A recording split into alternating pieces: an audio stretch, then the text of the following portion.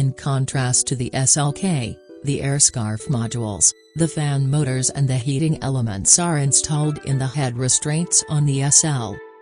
Warm air flows out of the head restraint at the touch of a button. Red light emitting diodes indicate the different heating stages. The heating stage can be changed by repeatedly pressing the button. The heating action of the Airscarf is only possible due to the special head restraints on the driver and passenger side. Fan motors draw cold air in through the rear of the head restraints. The cold air is then directed through a heating element and is warmed up. The air then flows through an air duct and comes out of the head restraint through the air outlet at the front.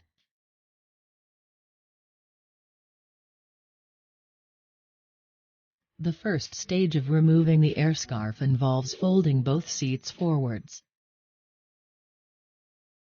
Remove the outer edge guard and then the lower fabric trim and finally take off the entire rear cover of the seat.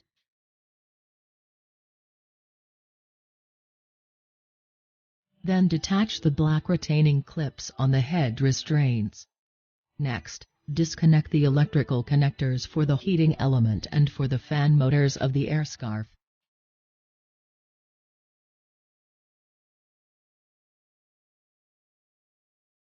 Pull the head restraint out of its sockets.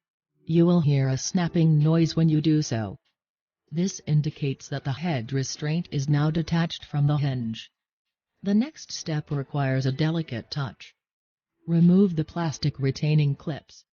Then, carefully pull the electric lines through the prefabricated guide tubes of the head restraint. Be careful not to damage the heating lines.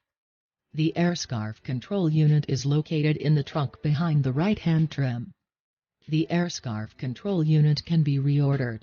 Order number 823082095526. Also, the two Airscarf modules and the fan motors can be actuated directly via the lines.